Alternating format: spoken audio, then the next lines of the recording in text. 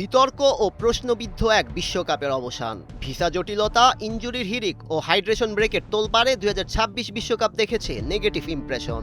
বিশেষ করে খেলার মাঝে হাইড্রেশন ব্রেকের সংযোজন ঘুরিয়ে দিয়েছে ম্যাচের মোমেন্টাম, যা নিয়ে কড়া সমালোচনা করেছেন সাবেক ফুটবলাররা। 48টি দেশ ও 104টি ম্যাচ, দীর্ঘ 1.5 মাসের লম্বা জার্নিতে চটে পড়ে অনেক ফুটবলার বিসর্জন দিয়েছেন বিশ্বকাপ খেলার স্বপ্ন। যেখানে কথা ছিল ম্যাচ কমিয়ে প্লেয়ারদের কমফোর্ট জোন চিন্তা করা, ইনফান্তিনোর ভাবনায় ভিন্ন কিছু। 2030 বিশ্বকাপ যৌথভাবে আয়োজন করবে স্পেন, পর্তুগাল ও মরক্কো। শতবর্ষী সেই বিশেষ আসর 64 দল নিয়ে আয়োজনের কথা ভাবছে ফিফা। এবারের বিশ্বকাপের উদ্বোধনী অনুষ্ঠানেও সেই ইঙ্গিত দিয়েছিলেন জিয়ান্নি ইনফান্তিনো। তবে বিশ্ব ফুটবলের নিয়ন্ত্রক সংস্থার এমন উদ্যোগকে এবার দায়িত্ব জ্ঞানহীন বলে ক্ষোভ প্রকাশ করেছেন লা লিগা প্রেসিডেন্ট হাভিয়ের তেবাস।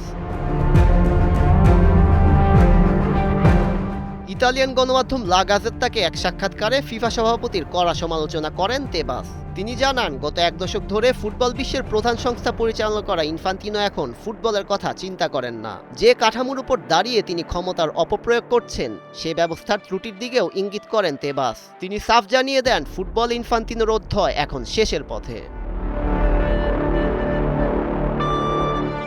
মডার্ন ফুটবলের গ্লোবালাইজেশন ও অতিরিক্ত ম্যাচের ফলে ঘরোয়া লিগে যে ক্ষতি হচ্ছে তা তুলে ধরেন তেবাস। তিনি জানিয়েছেন, বিশ্বকাপ যতই গুরুত্বপূর্ণ হোক, ফুটবল বলতে শুধু ওয়ার্ল্ড কাপকেই বোঝায় না। কিন্তু ফিফা মাত্র 40 দিনের একটা টুর্নামেন্টের জন্য পুরো ফুটবল শিল্পকে ধ্বংস করে দিচ্ছে। অথচ এই ফুটবল লাখো মানুষের কর্মসংস্থান তৈরি তো করেই, সাথে তারকা ফুটবলারও বের করে আনে।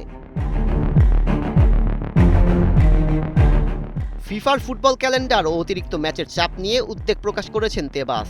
আর তাই আন্তর্জাতিক ম্যাচের ব্যস্ত সূচিতে ইঙ্গিত করেছেন 63 বছর বয়সী এই লয়ার। 64 দেশের বিশ্বকাপ আয়োজনের প্ল্যানে তিনি ভীষণ চিন্তিত, কেননা ফুটবল খেলাটাকে মূলত বাঁচিয়ে রেখেছে ঘরোয়া লিগগুলোই। আর সেজন্যই ইন্টারন্যাশনাল ম্যাচ কমানোর কথা সাফ জানিয়ে দেন তিনি। বিশ্বকাপের জৌলুসের আড়ালে ফুটবলের ভবিষ্যৎ নিয়ে উঠছে নানা প্রশ্ন। অতিরিক্ত ম্যাচ, খেলোয়াড়দের উপর বাড়তে থাকা চাপ আর পরিবর্তিত ক্যালেন্ডার নিয়ে উদ্বেগ বাড়ছে প্রতিনিয়ত। ইনফান্তিনোর ভাবনার বিপরীতে তেবাসের বার্তা স্পষ্ট, ফুটবলের প্রাণ বাঁচাতে হলে আগে রক্ষা করতে হবে ঘরোয়া লিগের ভারসাম্য। সৈয়দ রেজাউন রহমান, 71।